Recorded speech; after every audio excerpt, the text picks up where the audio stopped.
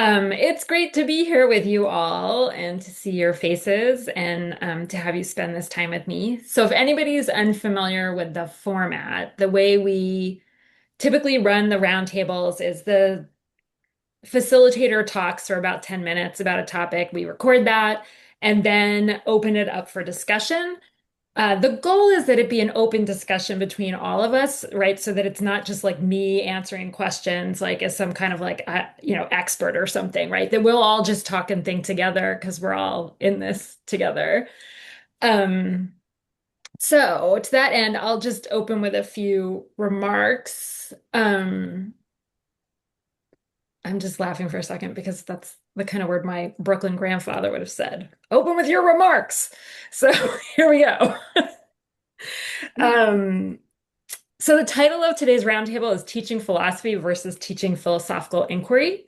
And I'm going to start as philosophers do because we can't help ourselves with a complication, right? I'm not sure that teaching philosophy and teaching philosophical inquiry come apart as easily as the title of the roundtable suggests. So I think that's something we can all talk about. So I'll get back to that at the end. For now, maybe we'll just move forward with an attempt to make a distinction. Because depending on how you use the words teaching philosophy and philosophical inquiry, there are some distinctions between the two, maybe. Um, but that's part of what I think we can think about today. So I'm going to proceed for a moment as if that binary sort of dualism makes sense. So, okay. Here's a claim I'm going to suggest. Let's see what you all think of it. It's that teaching philosophy requires teaching philosophical inquiry, but teaching philosophical inquiry does not require teaching philosophy. So, put another way, you can't do philosophy without the skills of philosophical inquiry, but you can do philosophical inquiry without philosophy with a capital P, like the heavy machinery of philosophy. This is what I'm thinking. See what you think. Right. So, for example, it seems to me that a philosopher who doesn't question assumptions would be a pretty bad philosopher, right? A key part of philosophical inquiry is questioning the assumptions that are made around us and that we're making. So you might know a lot of things about philosophy, but if you're no good at questioning assumptions, then I don't know how good you're going to be as a philosopher, right? Um, so I think I might be onto something with this idea that teaching philosophy requires teaching philosophical inquiry, but teaching philosophical inquiry does not require teaching philosophy. Because I think that's what I'm doing when I do philosophy with young students, is doing philosophy, right? Modeling and engaging in philosophical inquiry, but not teaching the students philosophical content. And when I say younger students, I'm talking about kindergarten to about fifth grade in the States, which is, for those of you not on a US system, about 5 years old to about 10 or 11 years old, right? So I'm not teaching them philosophical content. When I'm teaching philosophical inquiry with those younger students, I'm focused on the doing philosophy, like the philosophical method, which includes, among other things, curiosity and wonder, asking distinctly philosophical questions, right? Unsettled questions that reasonable people can disagree about the answers about, right? I always tell my students, like, the reason philosophers have been around for thousands of years is because we can't answer these questions. We can't agree on answers to these questions. That's why I still have a job. So we question assumptions, right? We work on critical thinking. We're giving reasons for why we think what we think, right? So I always tell my young students, I care way less about the soundbite of what you think and so much more about why you think it. That's the most interesting part. Um, I take it to be part of teaching philosophical inquiry to teach others to be charitable to other people's thinking, right? So to give the most charitable interpretation first, this is something I have to work harder on with college students than 8-year-olds. But still, part of philosophical inquiry is charitability, right? I'm going to give the strongest possible interpretation of the thing you said so that I can take it seriously and engage with you about it. Um, right? We have to do careful and active listening. So much of philosophical doing is listening and listening carefully and attentively. Um, we want to be reasons responsive, right? Philosophical inquiry is about you hear something that demonstrates you're misguided in your thinking and you're responsive to that, right? We call that reasons responsiveness.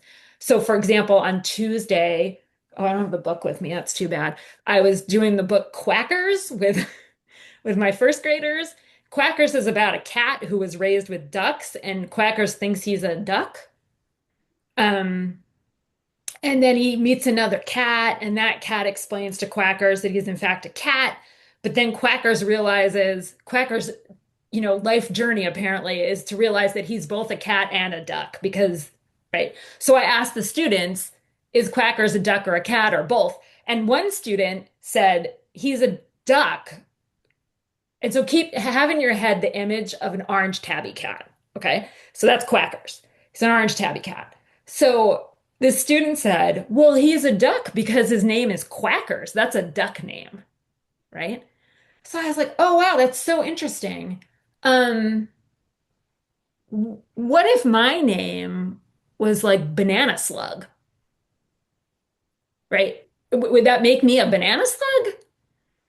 And then another student said, right, you can have the name of something, but not be that thing, right? Notably, my son once tried a bean cake, thinking it would be a great dessert, and was traumatized to discover it was a savory, right? Like that's bean cake, but it was not a cake. And so, once the second student sort of said, like, look, you can have the name of something, but not be that way, the first student changed her mind, right? She was reasons responsive. She was like, oh, well, that doesn't make sense. And she took her little first grade body and she moved herself to the other side of the room where the people were who think Quackers is a cat. So that's part of philosophical inquiry, right? Is is being responsive to other people's ideas and recognizing when you need to ask yourself some more questions or even change your point of view, right? And then my last thing I add to teaching philosophical inquiry, and again, there might be some disagreement about this one, is I think it's super handy to have creativity and a sense of fun for philosophical inquiry. Not all professional philosophers have that. I can attest, having gone to graduate school in philosophy. Um, right, but it really does come in handy when undertaking philosophical inquiries to have some imagination and playfulness involved. Um, Famously, at the University of Washington, there was this wonderful professor of both, he did human rights and epistemology named William Talbot, if you ever want to read his work. And Bill Talbot was notorious for going to talks in the philosophy department and asking the craziest, most creative questions, right? One time it was about, like, what if there are robotic lions? This is a talk about predation and the ethics of predation. And he started, I mean, he just filled out this whole world with robotic lions. And that kind of creativity and playfulness really helps us understand each other's ideas and think carefully with one another. So I think that's what I'm doing when I'm doing philosophy with the younger people, and I'm working on teaching philosophical inquiry.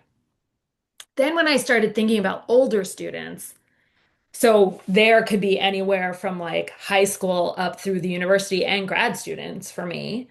um, I realized like, oh yeah, I still focus on all of those elements of philosophical inquiry.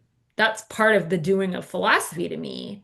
And I don't think it's possible to undertake philosophical inquiry without understanding and practicing what that entails, right? The habits of mind of philosophers.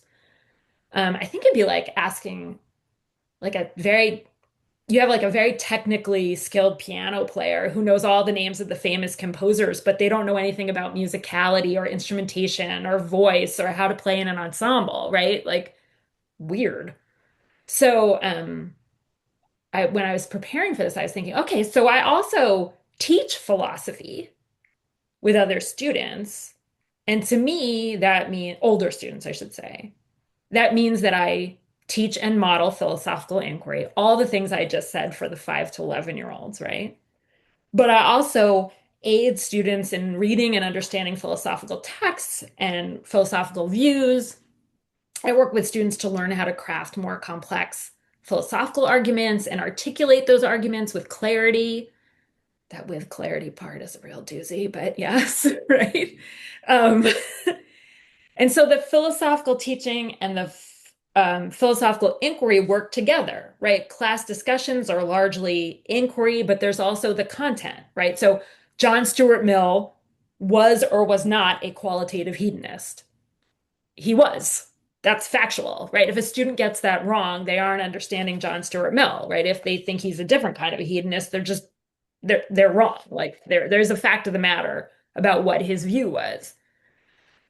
If someone interprets my work in animal ethics as me defending the commodification and exploitation of animals, they have misread me pretty significantly, right?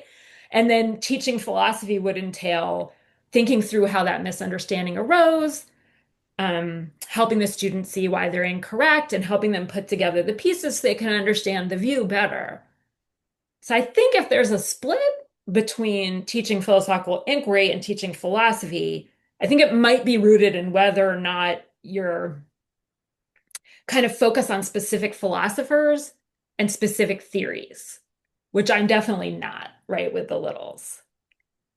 And I was thinking also as I was preparing that I can think of students, older students, right, who can rattle off facts about a particular philosopher's view, but have really limited skills of philosophical inquiry, right? They don't listen well. They're not charitable.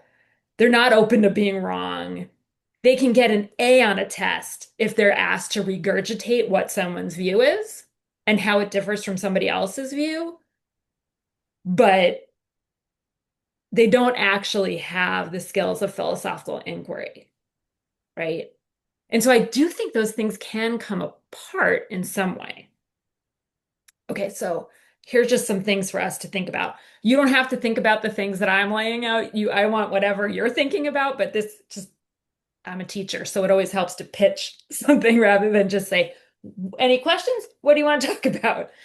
Um, okay, so it seems to me with younger students, we're really focusing on teaching philosophical inquiry. Maybe not didactically. Like I don't go up and do a lesson like today we will learn about counterexamples, right? It's not that way. It's in the doing of it. Maybe through modeling.